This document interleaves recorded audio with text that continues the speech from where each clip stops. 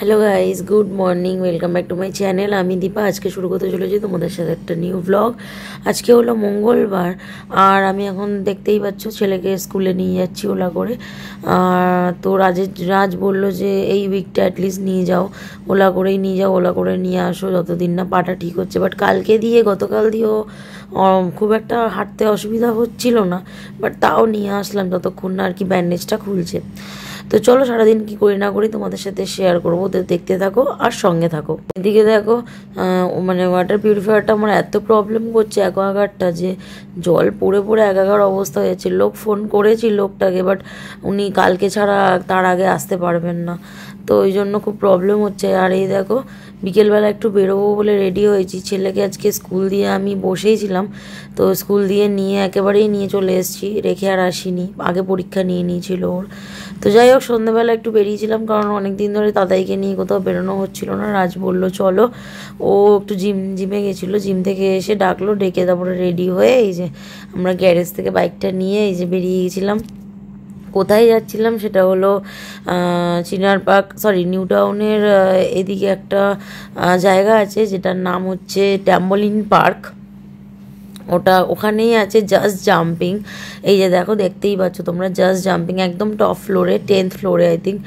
তো খুবই দারুণ। রাজ আজকে মানে প্রায় অনেক মাস ধরে বলছে চলো চলো। আর রাজের কী বলো তো, ও যখনই নতুন কোনো জায়গা দেখে বা খোঁজ পায়, তখনই মানে যতক্ষণ না আমাদের নিয়ে যাবে সেখানে ওর শান্তি হয় না। তো সেই জন্য এই যে অনেক দিন পরে ছেলেরও মুডটা খারাপ ছিল, আমাদেরও খুব একটা মানে কোথাও ঘুরতে যেতে পারছি না, বা কোথাও বেরানোর টাইম হয়ে উঠছে না, এতটাই ব্যস্ত হয়ে পড়েছি সবাই।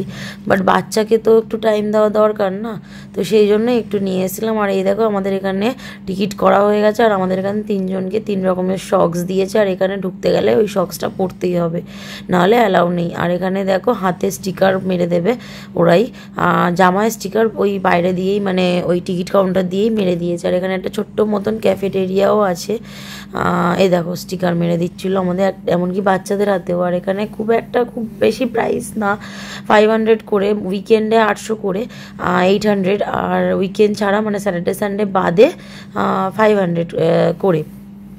তো ঠিকই আছে, যেরকম আনন্দ সেরকম আর কি। আমার তো বেশ ভালোই লেগেছে।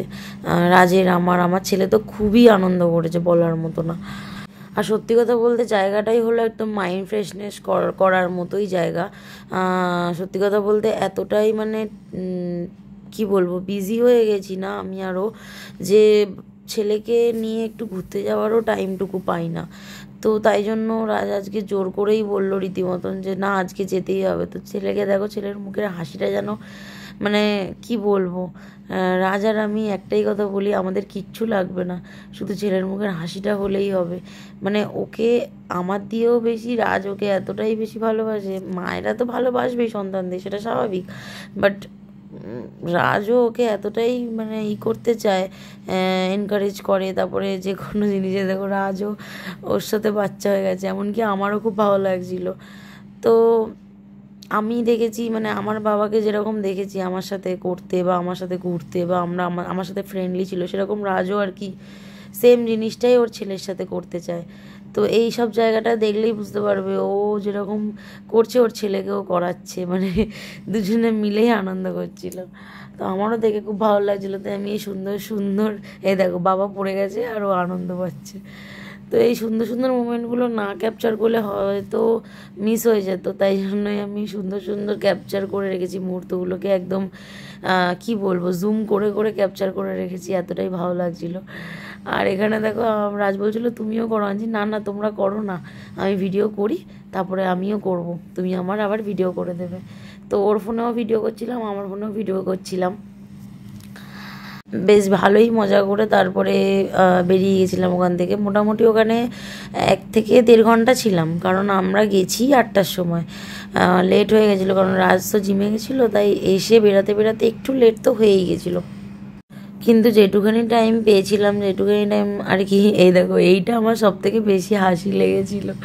তো যেটুখানি টাইম পেয়েছিলাম আমরা সেটুখানি টাইম খুব বেশি মানে খুব সুন্দরভাবে কাটিয়েছি টাইমটা। অনেক দিন পরে রাজ আর আমি মানে সুন্দর একটা টাইম কাটিয়েছিলাম। আমরা তিনজনে মিলে আমরা দুজনে ছেলেকে নিয়ে সুন্দর একটা টাইম কাটিয়েছিলাম। মানে কি বলবো, মাইন্ডটা এতটাই ডিস্টার্ব হয়েছিল, কিছুই ভালো লাগছিল না। রাজ এখানে নিয়ে গেল জোর করে, সেই জন্য আর কি মাইন্ডটা চেঞ্জ হয়েছিল, একটু হলেও মাইন্ডটা চেঞ্জ হয়েছিল। বাট ওই যে বলে না সবার সুখ, মানে মানে কি বলে ওটাকে, কথা আছে না, সুখ বেশিক্ষণ থাকে না, বা আনন্দটা বেশিক্ষণ কেউ কারোর সহ্য করতে পারে না, সেটাই হয় আর কি আমাদের ক্ষেত্রেও। মানে ধরো আমরা একদিন ভালো থাকি, আনন্দে থাকি, তো 10 দিন আমাদের ঝগড়া, কিছু না কিছু নিয়ে ঝগড়া, টুকটাক ঝগড়া হতেই থাকে। তো কি বলতো, এগুলো কিছুই না, এগুলো নজর, মানে এতটাই নজর লাগে। রাজ তো বলেই দিয়েছে, ফটো এখন যখনই ছাড়বো ফটো সোশ্যাল মিডিয়ায় দেবেই না। আমরা ঘুরবো ফিরবো সব কিছু করবো, বাট ফটো তুলবো না, মানে ফটোও তুলে রাখবো, এগুলো তো স্মৃতি। হয়তো 1 মাস পর ছাড়বো ফটো, বাট সঙ্গে সঙ্গে আর ছাড়বো না কখনোই।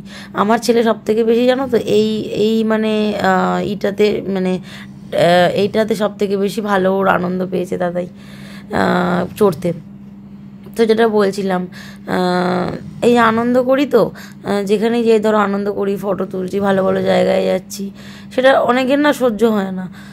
ঠিক ঝগড়া হবে, ঝামেলা হবে, আমাদের মধ্যে কিছু না কিছু লেগেই থাকবে। এই জন্য রাজ বলেছিল, এখানে যেদিন গেছিলাম সেদিনই বাড়ি আসার সময় ও বলেছিল যে কোনো ফটো ছাড়বে না, পরে ছাড়বে, দরকার পড়লে 1-1.5 মাস পর ছাড়বে, কিন্তু আনন্দ করব, আমরা সব করব, কিন্তু কাউকে দেখানোর দরকার নেই। কারণ অনেকেই সহ্য করতে পারে না কারোর আনন্দ, কারোর খুশি, অনেকের মানে সহ্য করতে পারে না।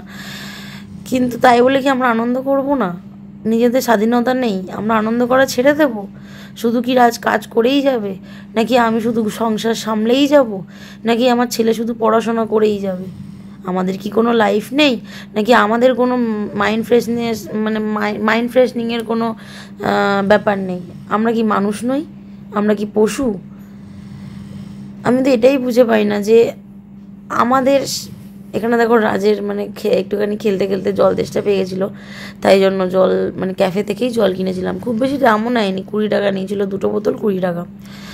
তো এইটাতে না রাজ খুব আনন্দ পেয়েছিল সব থেকে, আমাকে ফেলে ফেলে দিয়ে একাকার করে দিয়েছে, আমি তো উঠতেই পারছিলাম না। তো যেটা বলছিলাম, কি জানো তো, এখন না মানে আনন্দ করতে যাব তো তাতেও যেন ভয় লাগে। কি ভয় লাগে বলো তো? এই না কারো নজর লেগে যায়, এই না আমাদের আনন্দে কারো নজর লেগে যায়, মানে সম্পর্ক ভাঙার ভয়টা না আমার অতিরিক্ত। মানে আমি সহজে সম্পর্ক ভাঙতে আমার খুব মানে ভয় পাই, কাউকে কিছু বলা বা কাউকে কিছু করা, কি বলবো, মানে বলে বোঝাতে পারবো না আমার ফিলিংসটা আমি। কিন্তু ওই যে মানে সবার ভালো চাই, বাট অনেকেই আছে যারা পছন্দই করে না, এরকম একটা ব্যাপার আমাদের ভালো মন্দ। তো থাক, বাদ দাও এসব কথা, আর এসব বলে আমি আর মানে এমনিতেই আমার মুডটা খুব একটা ভালো নেই, কি বলবো, তাই আর কিছু বলার মতন মানে শব্দ পাচ্ছি না। তো যাই হোক, ওখানে আনন্দ করে আমরা বাড়ি চলে এসেছিলাম। বাড়িতে মানে কি, ওখান দিয়ে ছেলেকে যেখান থেকে আর কি এই যে ব্যান্ডেজটা বাঁধা হয়েছিল, আজকে খোলার ডেট দিয়েছিল, তো এই যে ব্যান্ডেজটা কেটে দিল আজকে, দেখলেই কালকে দিয়ে আবার নর্মাল স্কুল যাবেও। এখানে মা আমাকে ফোন করলো, মা বললো যে একটু আয়, ওই সে রাজের জন্য বাবাই, মানে আমার হাজব্যান্ডকে আমার মা বাবাই ডাকে, তো ওর যেহেতু ইউরিক অ্যাসিড ধরা পড়েছে, ওকে সব লাল রঙের খাবার দাবার খেতে হবে, সবজি থেকে শুরু করে ফল থেকে শুরু করে সব কিছু। তো মা বললো আয়, বাবাইয়ের জন্য 2টো ওই কি বলে ড্র্যাগন ফল আনিয়েছি, তো ওইটা নিয়ে যা। তো তাই জন্য একটুখানি গেছিলাম, মা নিচেই এসেছিলো, আমরা আর ওপরে যাইনি। মা নিচে এসে ড্র্যাগন ফলটা দিয়ে গেল, 2 না 3টে ড্র্যাগন ফল দিয়েছিল, দিয়ে তারপর আবার ওপরে চলে গেছিলো। তো যাই হোক, ছেলের অনেকটা নিস্তার পেরো, কারণ অনেক দিন ব্যান্ডেজটা প্রায় 2-3 দিন পাতা ছিল, তো জল টল লাগাতে পারিনি, কালকে ভালো রকমভাবে স্নান করাতে পারবো অ্যাটলিস্ট। আর এখানে দেখো, মা তাতাইকে হামি খেতে গিয়ে মায়ের কপালের টিপটা তাতাইয়ের কপালে লেগে গেছিলো।